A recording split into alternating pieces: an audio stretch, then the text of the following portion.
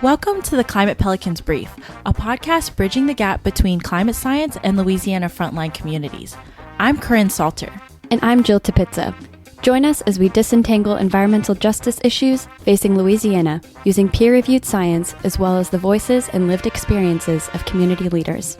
Our goals are to uplift activist platforms and raise awareness about the many environmental puzzles in Louisiana, while contextualizing everything through the lens of climate crisis mitigation.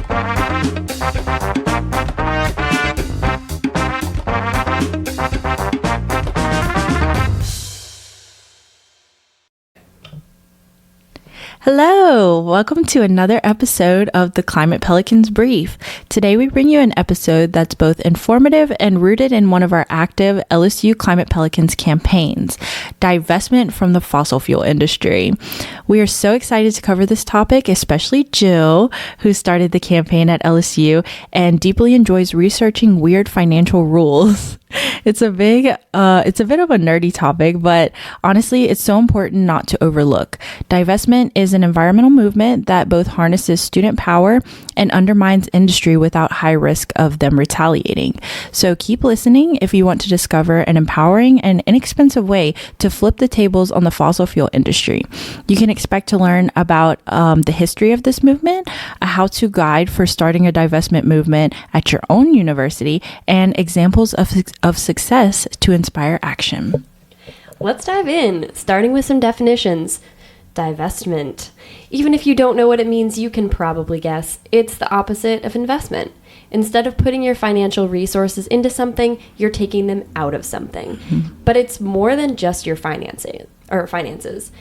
It's investing in something as a vote of confidence. It's signing your name to something and saying, I believe in this. I think it will be successful and I'm looking forward to the outcomes. The most common way of casting a vote is by investing money in the stock market. You can buy shares of companies by name, or you can invest in something like an index fund, which all your shares are distributed across a range of companies, which minimizes risk of your finances in case a company or two don't do so well. Fossil fuel companies regularly benefit from these investments on a large scale. If they make money in this way, year after year, banks are more likely to give them loans for new projects, which often turns into additional drilling. And we don't like that here. So where do you come in? So you can divest your personal financial holdings from these companies by cherry picking your investments, but this often requires expertise and extra money. If you have the capacity to do this, by all means, go forth and slay. But if you're a student at a university, what happens then? Universities keep endowments, which are basically huge pots of money that allow these institutions to cover year-to-year expenses. It turns out you have access to way more money than whatever is sitting in your personal bank account. Here's an example. I'm a doctoral student at Louisiana State University, which has an endowment of just under $700 million. And on any given year, most of that $700 million is invested in the stock market. About 2 to 3% of that is invested in fossil fuel companies. That 2 to 3% number, by the way, is what we call exposure. So on any given year, between $14 and $21 million is invested by LSU into companies like Shell, ExxonMobil, BP, Chevron, and other nasties. Yeah, and that's not a small amount of money. That's a huge amount of money that's just passively going along to these unsavory companies. So you're saying that universities keep endowments and students have access to change the way it's invested? Not directly. You can't just vote on the investments directly as a student. But universities are accountable to their students. And if enough students call attention to a bad investment, the university might just listen. Okay, so let's hold that thought and circle back on the history of how divestment started and how we know it works. Okay, so one of the earliest and most successful applications of this type of social movement was divestment from apartheid South Africa in the 1980s. So apartheid was the racial separation of black and white groups in South Africa. It began in 1948, and as you can imagine, this racial separation was wrought with inequality, brutality, and even the restriction of interracial marriage. Although there were many factors in bringing about an end to this unjust regime, divestment was a piece of the solution. It was practiced by governments, countries, religious institutions, and universities around the world. And these institutions took their money out of companies that did business with South Africa, essentially hitting the apartheid regime right in the pocket. Ouch. So this financial hit, accompanied by the shame on a global stage that divestment brought, helped bring apartheid to an end.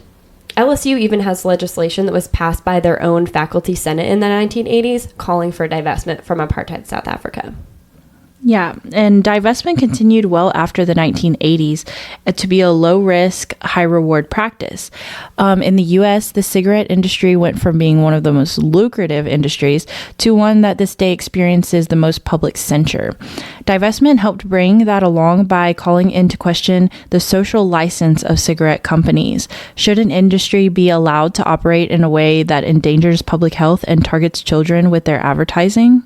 No, absolutely not. That's gross. And I mean, a lot of times too, like there's even like a lot of talk and literature out there that basically shows that the fossil fuel industry has basically used the same tactics as the cigarette industry to kind of maintain that social license and make people truly believe that they are healthy for you and that they deserve a place in society. But we know that's not the case, at least as like, climate change advocates. Yeah, that's really important to point out. They are using this as a blueprint to operate, so we can use our own blueprints to fight back. So to sum up, divestment has a strong historical record of success, and it accomplishes its goals in two ways: financially undermining the unjust institution by way of investments in the stock market, and two, revoking its social license.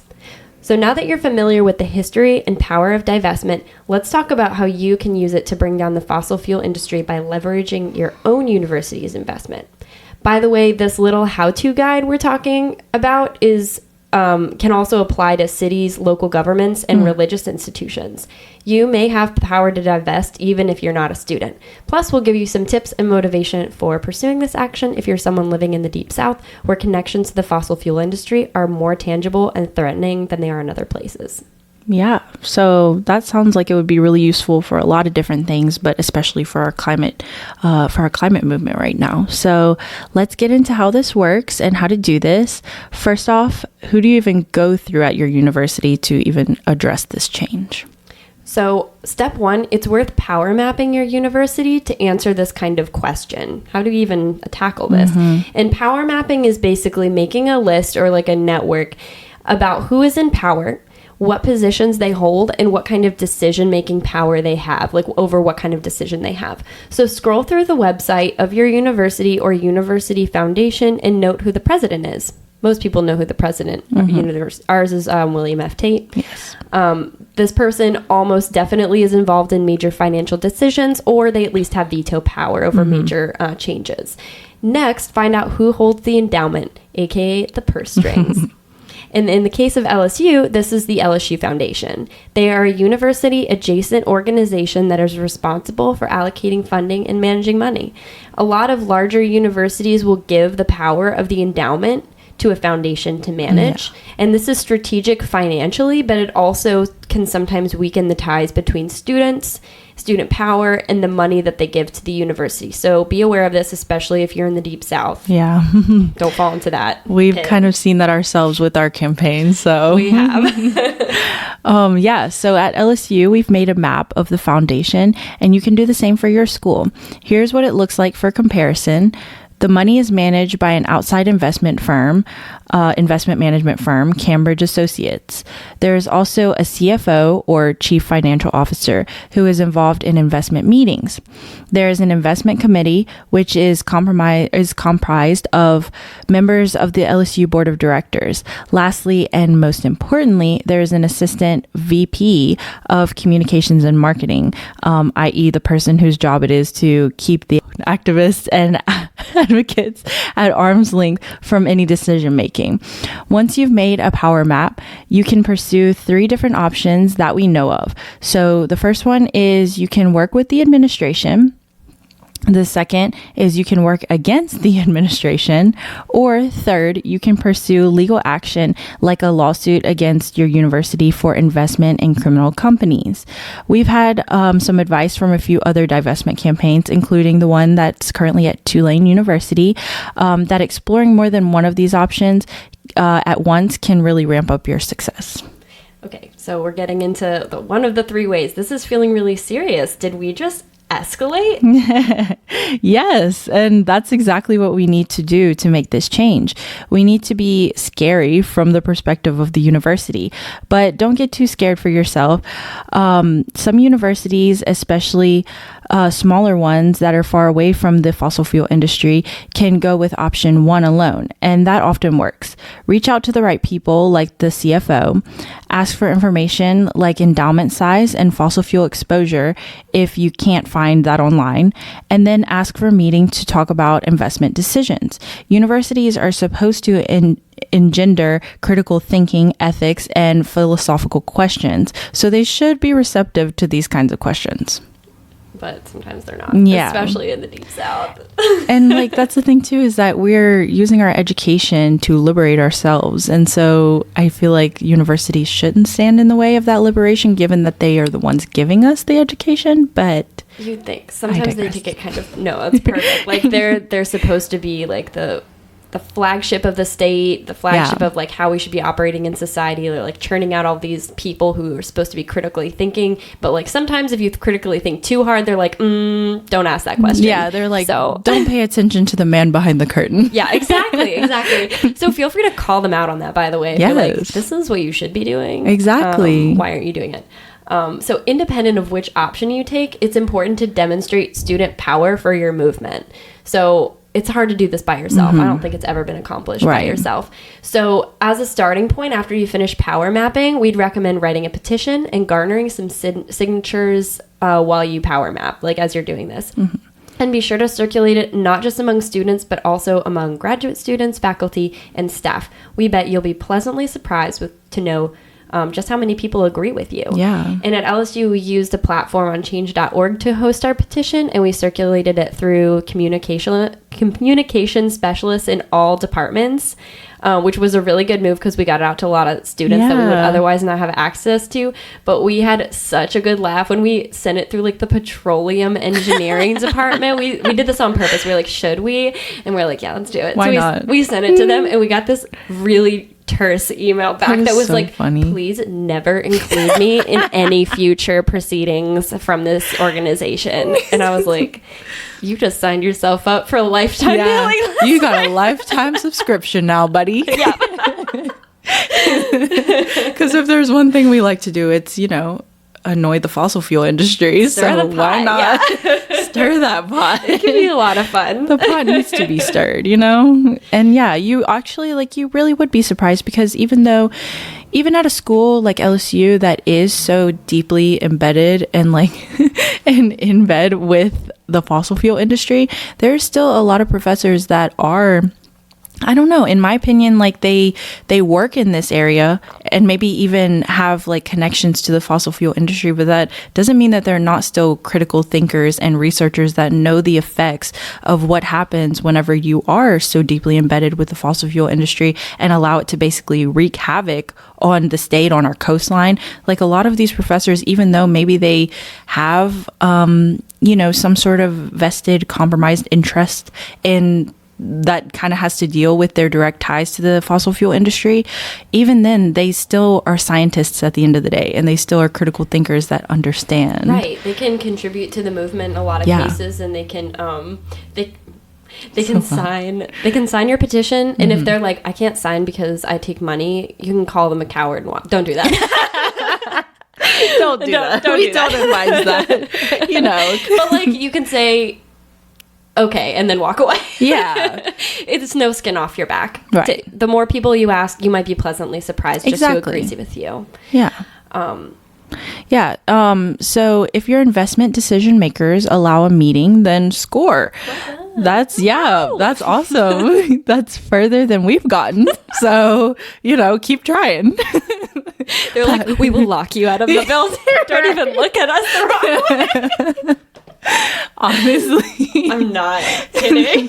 So shady. But yeah. But that's awesome. If you're able to do that, more power to you. Pat yourself on the back. Bring a few well-informed student advocates with you. Make a compelling presentation and do your best. Starting and maintaining a conversation with your university's administration can really speed things along. So write out and communicate clear goals. For example, we want LSU's fossil fuel exposure to drop from 2 to 3% to 0% in the next 3 to 5 years. That's 0%. 0%. Yeah. Sorry, we don't want any of it.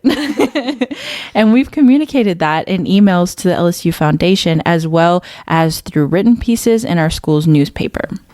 So what happens if your school does not accept a meeting or even answer your questions?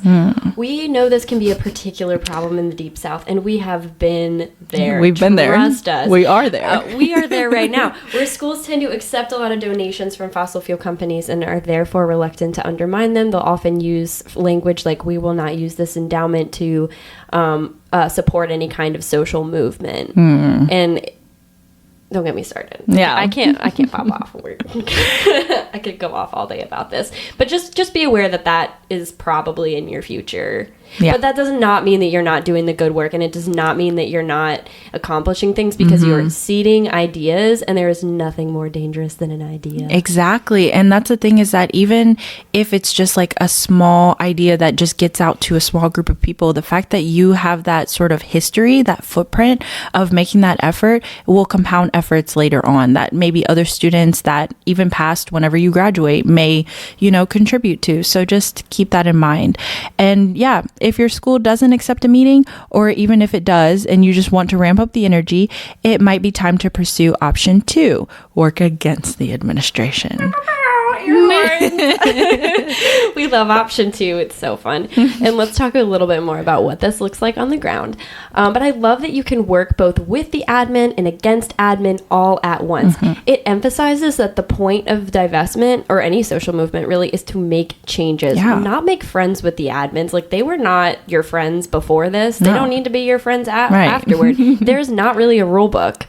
You just go hog wild. Yeah. And I like that you say, like, they weren't your friend to begin with. Like, now the only difference is just that they might know your name. Right. You're not here to make friends. Yeah. You're not here to make friends. I mean, you're here to make your point known. And honestly, like, that's the beginning of it. So honestly, all school administrations should have taken this action 30 plus years ago, the divestment. So don't feel bad if you're working with as well as against them. This is a social change. It's normal to put people in power in uncomfortable positions. If you're still feeling weird, appoint separate groups in your organization to tackle different issues. So send a group to deal with admin, send a group to work against them. Okay, so we're starting to get into the really fun part. Working against the administration usually means public demonstration. Use your creativity here, y'all. Do rallies, protests, newspaper articles, etc. Draw attention to your cause. Get signatures on your petitions. We've seen examples of signage to put around your university, flash mobs, classic marches, and sit-ins. Yes, all kinds of stuff. Like, just get be creative. Yeah. Look up some ideas online. People have done some really interesting things, or make up your own idea. Just get creative and have fun with it. Have fun with it. Like, I mean, even though this is a really daunting issue, I think that something that I've realized as like a climate advocate and somebody that's really trying to make a change in such a what feels like unchanging and unwavering state, such as Louisiana, it really is important to build that sort of community and get creative and have fun with what you do, because at the end of the day, this is supposed to be empowering. Yes. And there are going to be actors that are working against you, players in this, like in your own administration, that are going to be working against you and have actively been working against you from day one. So you really need to find ways to empower yourself. And that can be in very creative ways, like rallies, protests, open mic nights, getting creative and really expelling that anxiety that you have and that passion that you have, that fire that you have.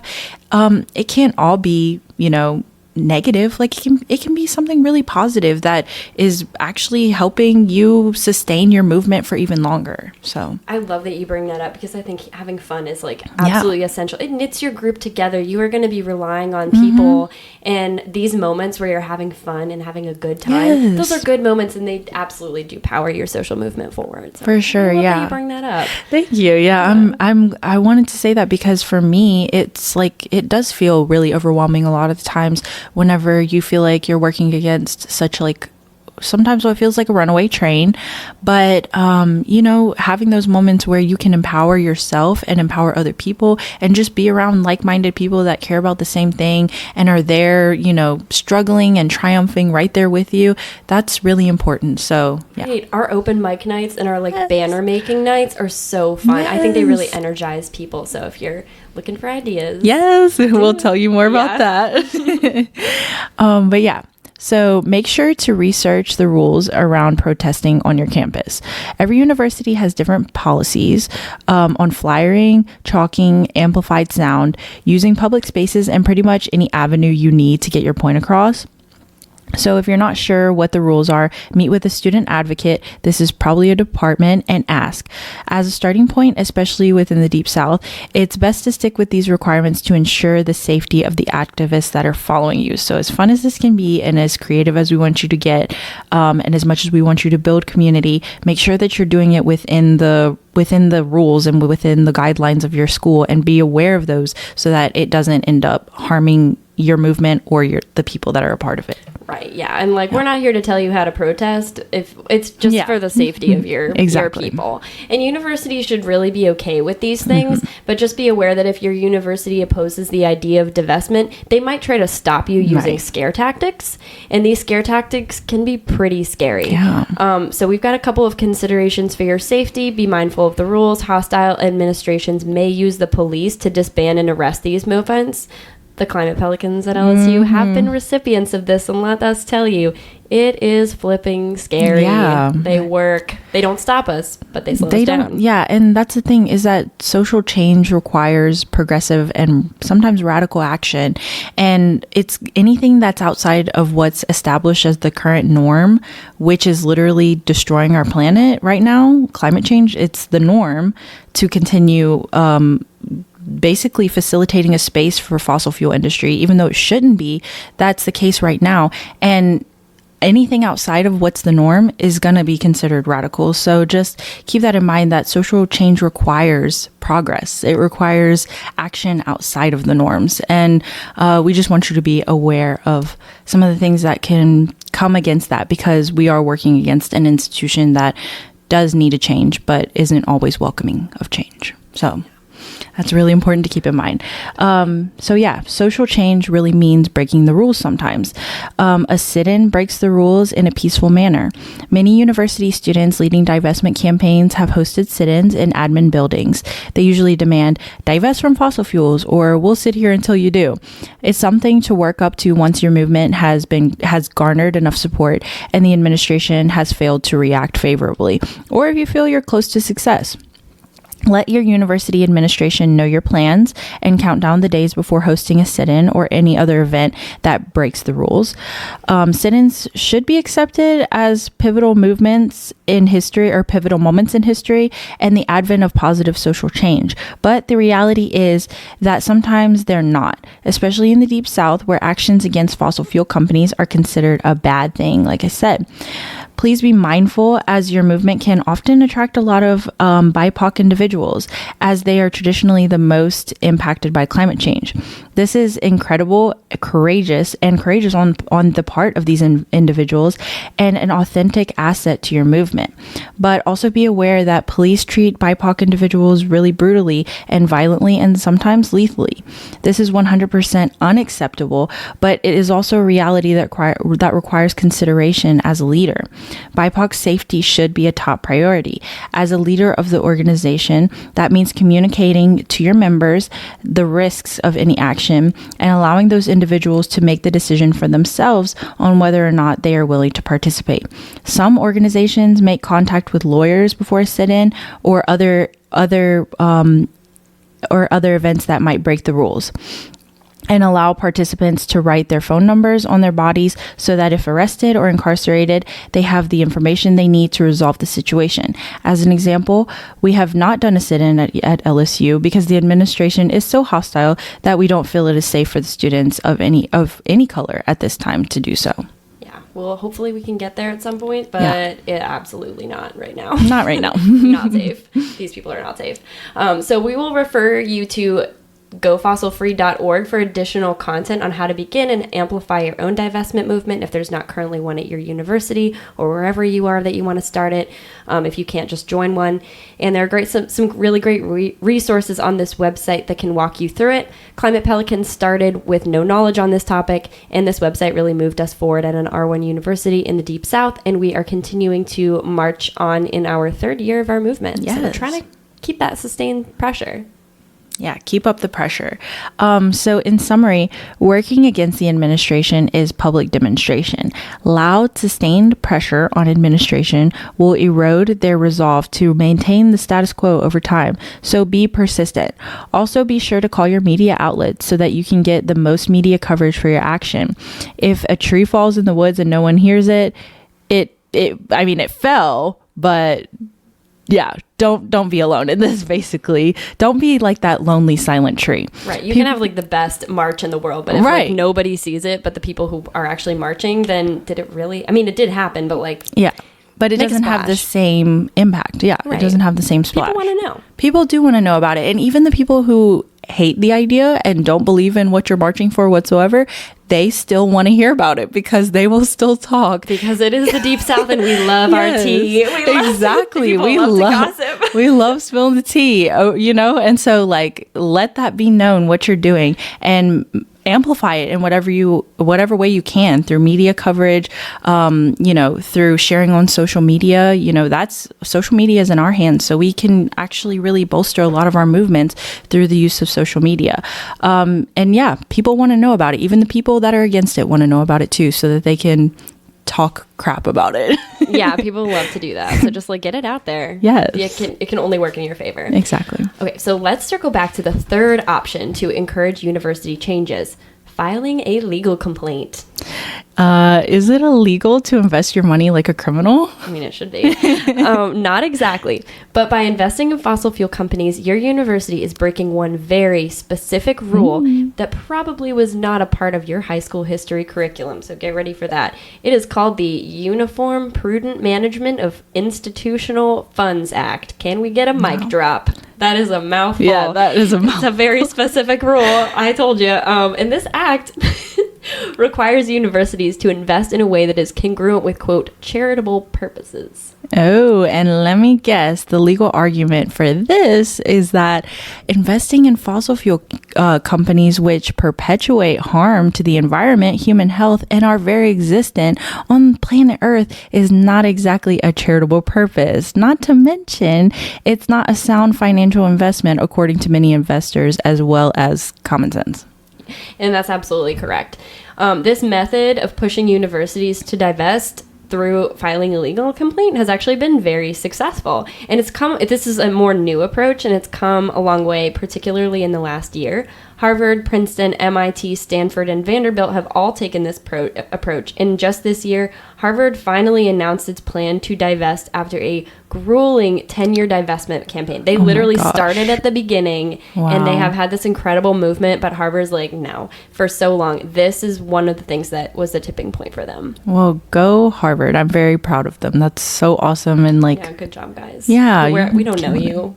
We don't know you, but we do know you. Well, we do know you. Okay. So how is this done on the ground? Aren't lawsuits costly?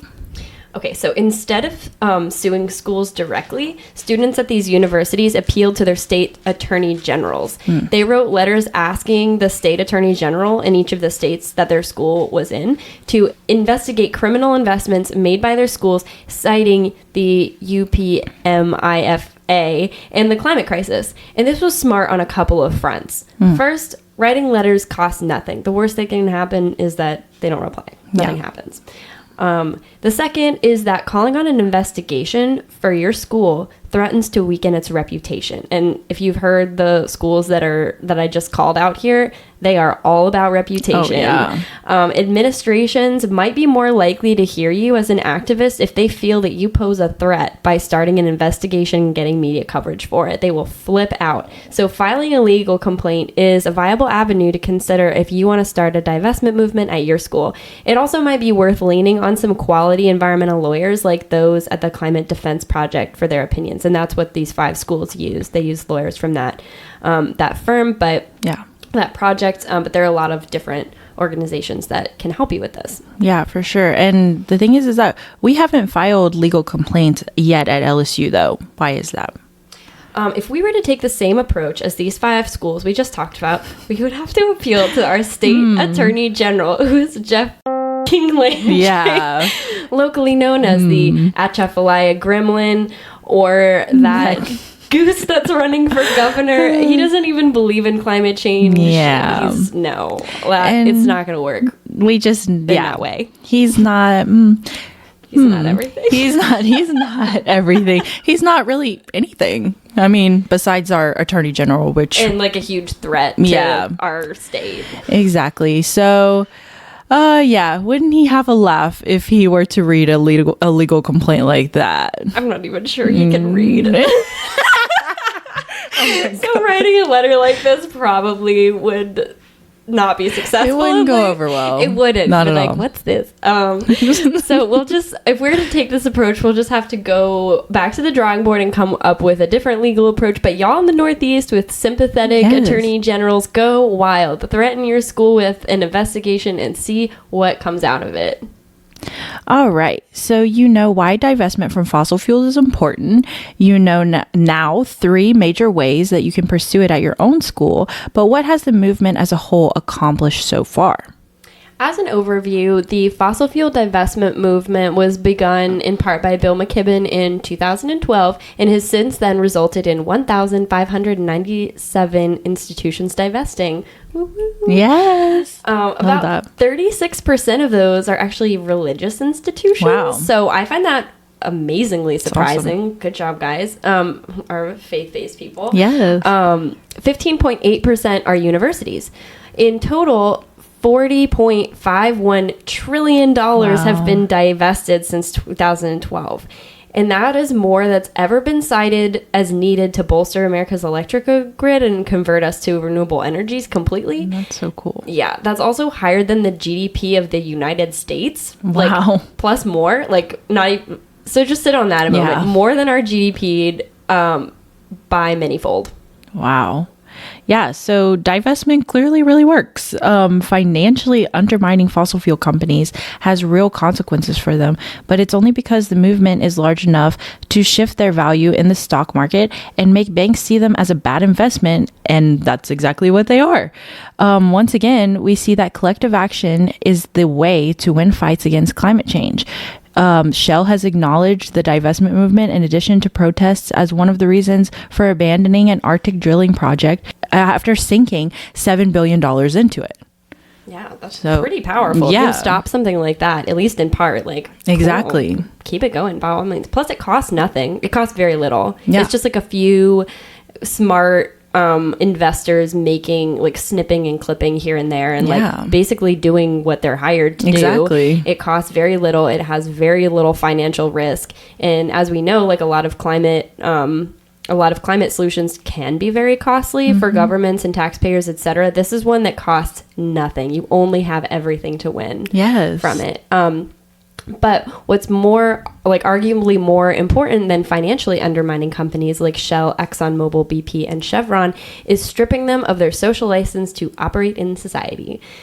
If the threat of climate change dictates that we need to phase out fossil fuels as swiftly as possible, creating a social environment that freezes their projects and assets is an essential piece of that phase out. Yeah. We need the public to see them as the filthy wind turbine snubbing billionaires that they are and make them pariahs on their own turf. Oh, I love that. Yeah. It's a little... Yeah, that was a little snide, but we gotta leave it in. But, like, no lies were detected, so... All right, if I pass that, You passed the test. then Don't it's fine. I worry. can call them filthy and be okay with it. The lie detector test says that it's true.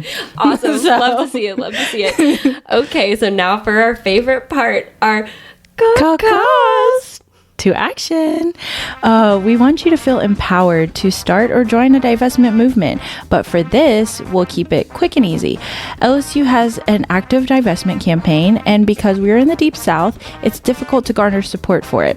If you want to help us, please sign our petition, which we will link in the show notes and is also available on our link tree. And if you're an LSU student or a Louisiana local and want to help us in person, we'd like to cordially invite you to our Climate Week 2023. Yay. Yes, which is going to be taking place November 6th through the 10th. Our annual climate rally and March for Divestment will occur on November 10th at 3 p.m. in the amphitheater on campus. And we will link a flyer, and you can also find more on our social media. Yeah, follow our socials for updates in case we have to change anything between now and then. Yes. As always, thanks for listening, everyone. Thank you.